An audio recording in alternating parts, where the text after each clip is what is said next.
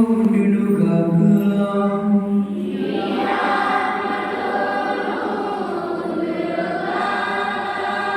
పునీత లూకా గారు రాసిన పవిత్ర సువిశేషములోని భాగము.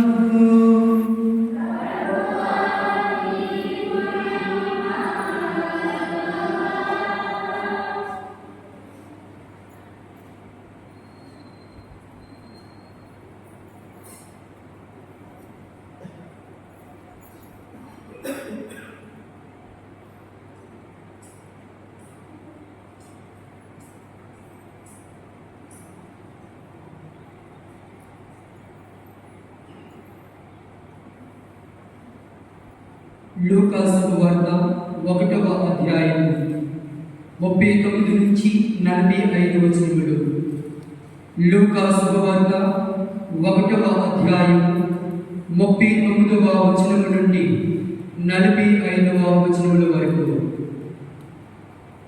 ఆ రోజులలో మరియమ్మ యూదా సీమలో పర్వత ప్రాంతమున గల ఒక పట్టణమునకు త్వరితముగా ప్రయాణమైపోయేది. ఆమె చక్రియ ఇంటిలో ప్రవేశించి ఎలిజబెత్తుకు వందన వచనములు పలికెను. ఆ శుభవచనములు ఎలిజబెత్తమ్మ చెవిని పడగాని ఆమె గర్భమంతలే శిశువు గంతులు వేసెను. ఆమె పవిత్రాత్మచే పరిపూర్ణురాలు ఆయన. పిమ్మట ఎలిజబెత్తమ్మ ఎలిగెత్తి ఇట్లు అనెను, స్త్రీల అందరిలో నీవు ఆశీర్వదింపబడిన దానివు, నీ గర్భఫలము ఆశీర్వదింపబడెను. నా ప్రభువు తల్లి నా యొద్దకు వచ్చుట నాకు ఎలాగ ప్రాప్తించెను? నీ వందన వచనములు నా చెవిని సోకగాని నా గర్భమంతలి శిశువు ఆనందము చే గంతులు వేసెను. ప్రభు పలికిన వాక్కులు నెరవేరునని విశ్వసించిన నీ వెంట ధన్యురాలవు. ఇది క్రీస్తుని సువిశేషము. సువిశేష వాక్య గ్రంథ పఠనం ద్వారా మన పాపములు క్షమింపబడిన గాక.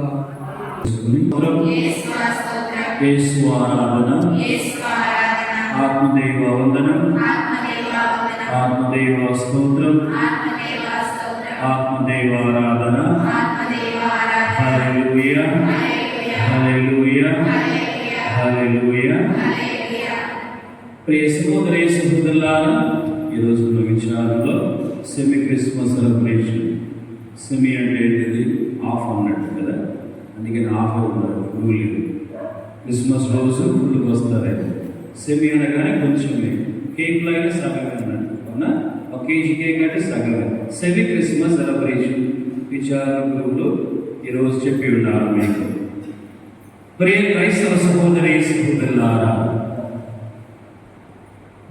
నేను వెతికే దేవుడు, నేను కనుగొనాలన్నటువంటి దేవుడు కనుగొనలేకపోతున్నాడు. నేను వెతుకుతూనే ఉన్నాను కానీ నాకు దేవుడు దొరకడంలా. అందుకని నేను వెతికే దేవుడు నేను చేరుకోలేని స్థలానికి దేవుడే నన్ను వెతుక్కుంటూ నా స్థలానికి దిగి వస్తున్నాడు అనేది క్రైస్తవుని యొక్క విశ్వాసం. అందుకని మనం జరుపుకోబోయే క్రిస్మస్ సెలబ్రేషన్ ఎన్నో సంవత్సరాల నుంచి వెళ్తున్నటువంటి దేవుడు నాకు కనపడటం లేదే, ఇక్కడ నా కొరకు వస్తూ ఉన్నాడు. ఆ దేవుడి కొరకే ఎవరు సంతోషంగా ఉన్నారు, ఎవరు ఆనందంగా ఉండబోతున్నారు అనేక రాకడ వలన అనేది గత ఆగమన కాలంలో మనమంతా కూడా ధ్యానించి వస్తూ ఉన్నాము. హల్లెలూయా, హల్లెలూయా. కానీ ఈ దేవుడు యేసు ప్రభు, బాల యేసు, చిన్నారి యేసు ఎలా జన్మించబోతున్నాడు కూడా ప్రవచనాలు పలికి ఉన్నాయి, ప్రవచనాలు ప్రస్తావించి ఉన్నాయి. కానీ మనం దాని గురించి ఎలా సంసిద్ధులు కావాలి అనేది రెండు విధాలుగా ఉంది. ఆత్మ శుద్ధి ఉంటేనే ఆత్మ సిద్ధి మనలో వస్తూ ఉంది. బాహాటంగా మనము ఎంతో ఘన సందడి చేసినా కానీ దేవుడు సంతోషపడబోతున్నాడా? దేవుడు సంతోషంగా ఉండాలంటే ప్రియ సహోదరి సహోదరులారా, మనం చేసే బహిరంగ అలంకరణతోనే దేవుడు ఉండలేడు. హల్లెలూయా. అందుకనే ప్రియ సహోదరులారా, కథతో మన వాక్యాన్ని ప్రారంభిస్తున్నాం. తెలుసు కదా, ఎండిపోయిన ఎముక. ఒకరోజు యజమానికిలో ఒక కుక్క బాగా పోషిస్తుంది, పుష్టిగా యజమానిలో బాగా సంతోషంగా ఉంది.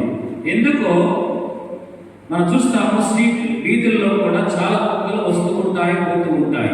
అవి ఎక్కడికి వెళ్తాయో, ఎప్పుడు తిరిగి వెళ్ళిపోతాయో ఎవరికి తెలియదు. ఈ యజమాని కుక్క గేటు దగ్గర ఉండి చూస్తూ, వీళ్ళందరూ చాలా మంది కలిసిపోతున్నారే,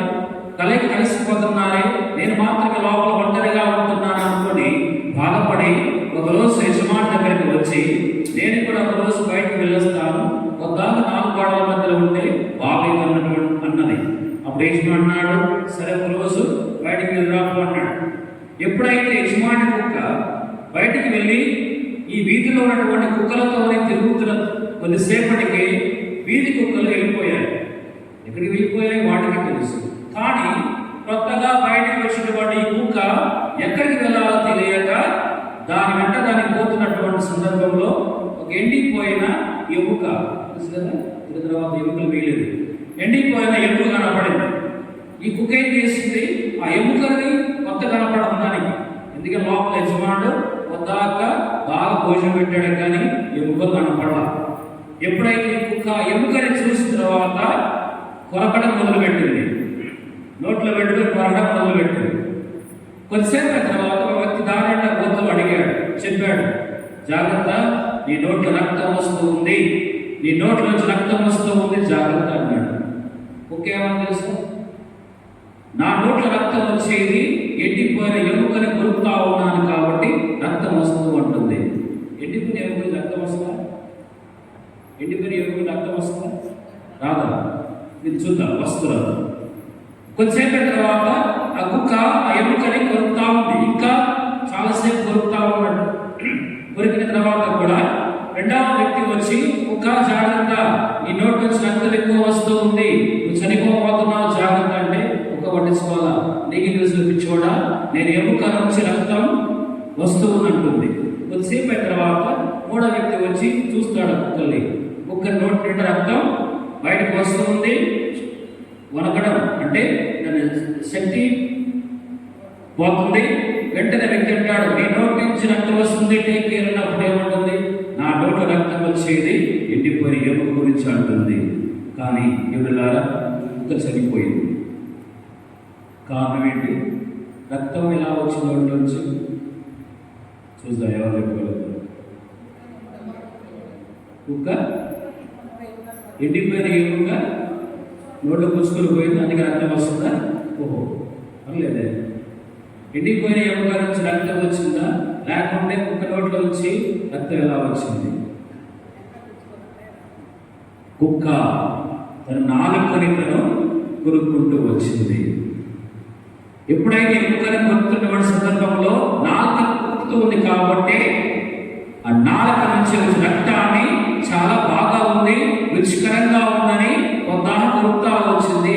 చివరికి కొరిగేది అయిపోయిన తర్వాత చనిపోయింది. ఎముక నుంచి అర్థం కాదు, ఎముక అర్థం వస్తుందా? అప్పటి వరకు అర్థం కాలేదు. ప్రియ సహోదరులారా, ఈ దేవుడు యేసు ఈ లోకానికి రావడం ఎవరి కోసం? తన కోసమా? తన నాలుగు తను కొనుక్కుంటున్నాడు. ఎవరి కోసం ఈ లోకానికి రాబోతున్నాడు కూడా మన ప్రవచనాలు వస్తూ ఉన్నాయి. కానీ ఈ దేవుడు యేసు వచ్చినటువంటి సందర్భం చూసుకుంటే లోకమంతా ప్రేమ జయంతి. క్రిస్మస్ అంటే ప్రేమ పుట్టింది. అందుకని ప్రియ సహోదరులారా, ప్రేమ పాపిని ముద్దాడబోతూ ఉంది. అందుకని చూస్తాము, క్రిస్మస్ రోజున వచ్చి మన యేసు ముద్దు పెడతాం. పాపి ప్రేమను ముద్దాడే రోజే క్రిస్మస్. మనందరం పాపులం. ఈ పాపుల ఉండేటువంటి సందర్భంలో ప్రేమ అనేది దేవుడు కాబట్టి మన పాపుల ఇంటి కూడా దేవుడు ముద్దాడుతున్నామంటే అదే క్రిస్మస్. క్రీస్తు లోకానికి రావడం కూడా అది పెద్ద పండుగ. ఎందుకు రావాలి? మత్తయి శుభవార్త 28వ అధ్యాయం 20వ వచనం చూసుకుంటే, అలనాడు యేసు ప్రభు శిష్యుల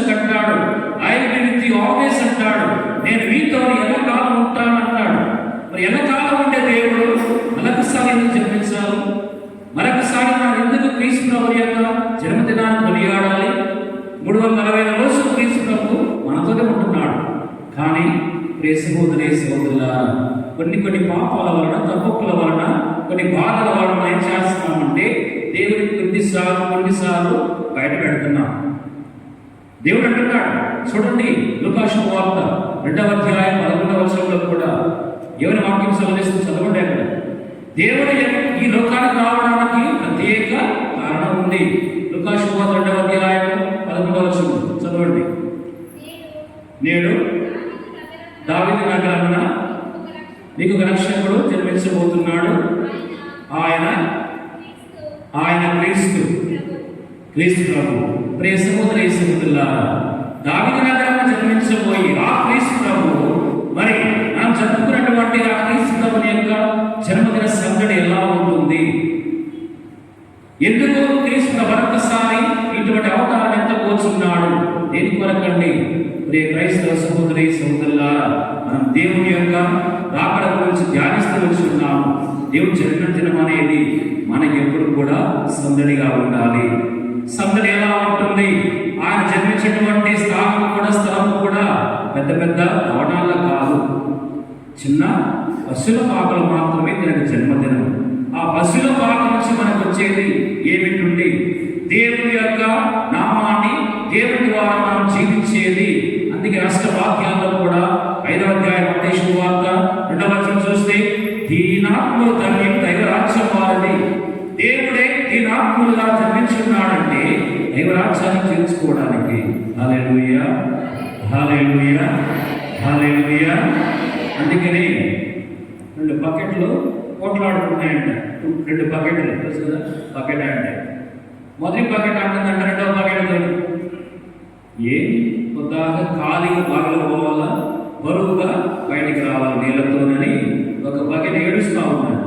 కొద్దాగా అల్లబట్టుకొని ఖాళీగా పోవాలా, నిండుగా బాగుకొని బరువుగా బయటికి రావాలని మొదటి బకెట్ 2వ బకెట్తో చెప్పింది. 2వ బకెట్ ఏంటంట, మొదటి బకెట్తోని ఎంత అదృష్టం మనకి. ఖాళీగా పోతున్నాము, నిండుగా వస్తున్నాము. ఖాళీగా పోతున్నాం, నిండుగా వస్తున్నాము. నిండుగా ఎలా వస్తున్నాము? నీటితోని నిండుగా వస్తున్నాము. నీరు ఎవరు తాగుతున్నారు? మనం తాగుతున్నాము. ఎవరు 2వ బకెట్? ఎంత అదృష్టం మనకి. ఖాళీగా వెళ్ళి నిండుగా వస్తున్నాము. ఇది ఎవరు గొప్ప అండి? మొదటి బకెటా 2వ బకెటా? మొదటి బకెటా 2వ బకెట్? మీరు 1వ బకెట్, మొదటి బకెటా 2వ బకెట్? మీరు ఉదాహరణ తిట్టుకుంటున్నాము. ఏం పోతాంలే, ఏం చేసుకుంటాము? క్రిస్మస్ యేసుప్రభు వస్తూనే ఉన్నాడు, పాపనే ఉన్నాడు కదా. 2వ బకెటా 1వ బకెటా?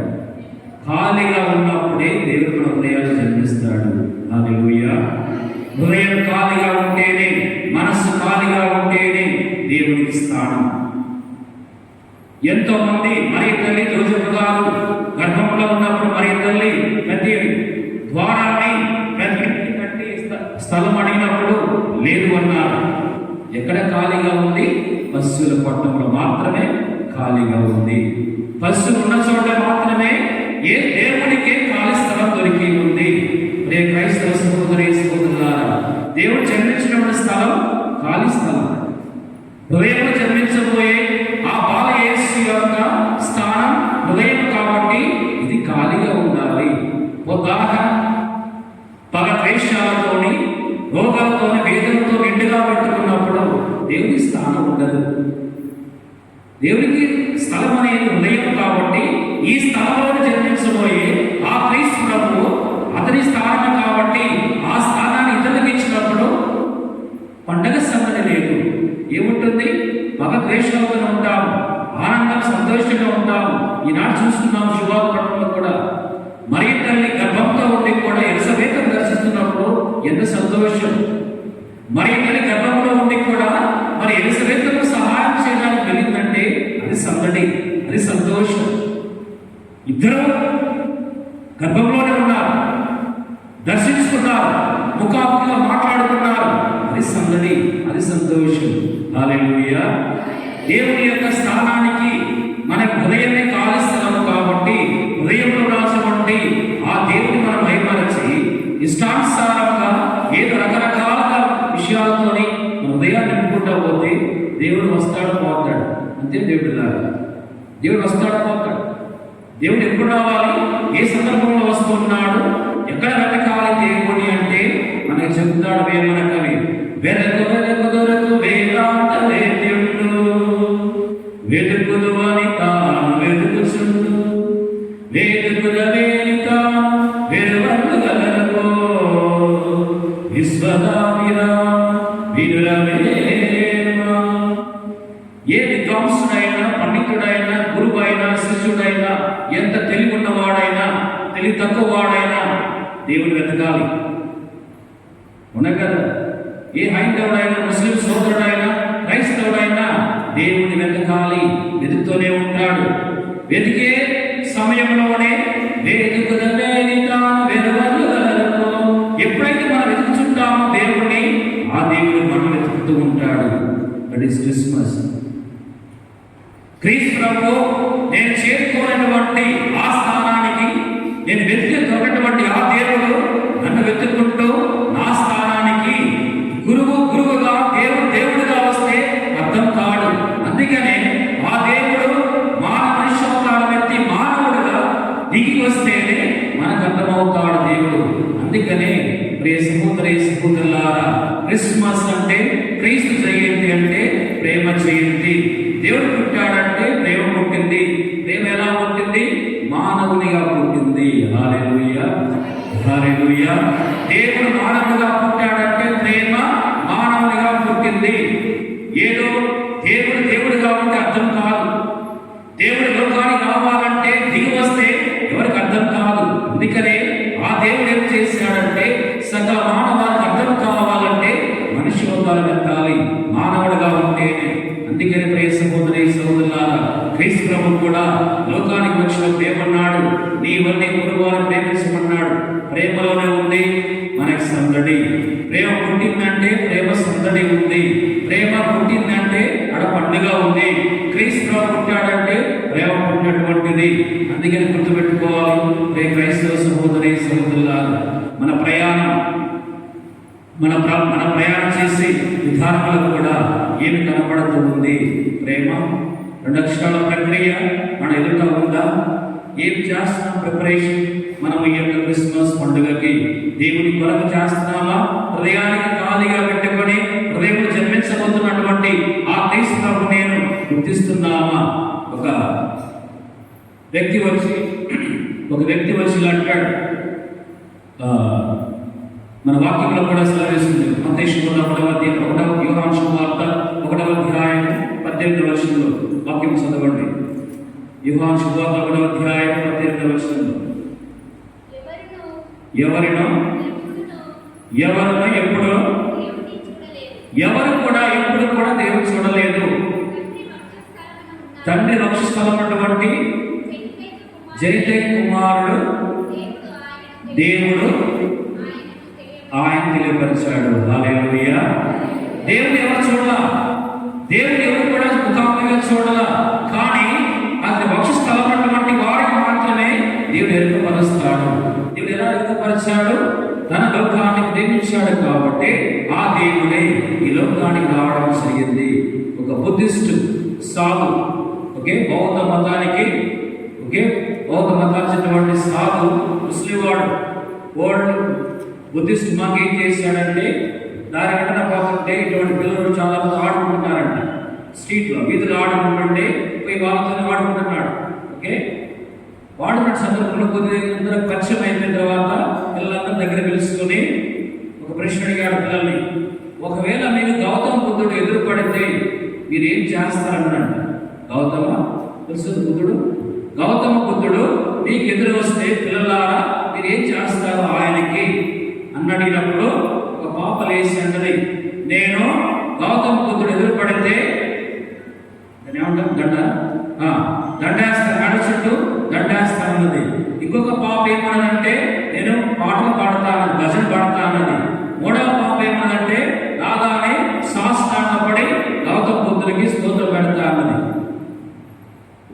ఈ సాధు అతనికి సంతోషపడ్డా ఈ జవాబు వచ్చి. ఇంకొక పిల్లవాడు చూశాడు.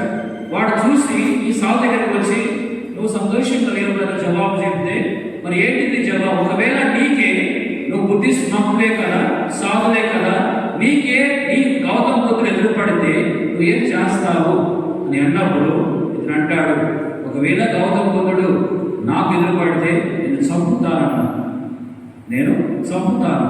అని అంటారు. వాళ్ళు ఆశ్చర్యపడ్డారు. నువ్వు మొక్కే నీ గౌతమ బుద్ధుడు నీకు ఎదురుపడితే చంపడం ఏంటని వీళ్ళందరూ ఆశ్చర్యపోయారు. అలా ఆశ్చర్యపోతున్నటువంటి పిల్లలు దూరంగా వెళ్ళిపోతే మళ్ళొకసారి వాళ్ళ దగ్గర తెలుసుకున్నాడు. మీరు చెప్పినటువంటి జవాబు, ఒక దండేస్తున్నారు, ఒకటి శాస్త్రంగా పడి మోపిస్తా అన్నారు, మూడో వ్యక్తి ఏమన్నాడు, భజన పాడుతా అన్నారు. ఇది బహిరంగంగా చేసేది. లోపల ఏం చేస్తున్నాము? మన కావాల్సిన జీవితాలారా ఈ సెలబ్రేషన్, ఈ సందడి రావాలంటే హృదయం బాగా సందడిగా ఉండాలి. హృదయం బాగా సందడిగా ఉంటేనే బయట సందడి ఉంటుంది. సౌండ్ సిస్టమ్ చూడండి, ఇక్కడ చిన్న పిన్నే ఎంత తిప్పితే వచ్చి తిప్పితే చాలు 10 సౌండ్ బాక్స్ పనిచేస్తాయి. అవునా కదా? ఒకటే పిన్ అక్కడ. ఒక మైక్తో మాట్లాడితే 6 బాక్స్ పనిచేస్తున్నాయి. హృదయం నిండా మంచి ఉంటేనే, హృదయం జన్మించబోయే ఆ బాలయేసు తనకి స్థానాన్ని ఖాళీగా పెడితేనే మనకందరికి సందడి, ప్రపంచానికి సందడి. లేకుంటే బిడ్డలారా, మనం చేసే ఈ యొక్క ప్రార్థన ప్రయాణం, విశ్వాస యాత్రలు కూడా అలాగే కొనసాగుతాయి, కానీ సందడి తీసుకుని రావు. ఎందుకు వస్తుంది ఆ సందడి? ఎలా వస్తుంది అంటే, నేను చెప్పినటువంటి మొట్టమొదటి కుక్క కథలో మన నాలుగుని మనం కొనుక్కోకూడదు. అర్థం కదండి? మన నాలుగు మనం కొనుక్కోకూడదు. వెతుకుంటామా? కుక్క అనుకుంది, అయ్యో నాకు దొరికింది కాదనుకుని కొరికినంతసేపు బాగా రుచికరంగా ఉంది, తన నాలుక తన యొక్క రక్తమే, కానీ చనిపోయింది. క్రైస్తవ సంఘమా, దేవుని యొక్క రాకడ వచ్చినటువంటి యేసు ప్రభుని యొక్క జన్మదినం ఎప్పుడు కూడా మనకి సంతోషాన్ని, ఆనందాన్ని, సందడి తీసుకుని రావాలి, కానీ బాధ కాదు, పగ కాదు, ద్వేషం కాదు. దేవుని దగ్గరగా కావాలని మనుష్యోతారం ఎత్తి మానవుడిగా మన దగ్గరకు వచ్చినప్పుడు మానవుడిగా ఉండి మనం దేవుడికి ఎందుకు దూరం అవుతున్నాము? అందుకనే ఇమ్మానుయేల్ అంటే దేవుడు మనతో ఉన్నాడు. అది ప్రశ్న.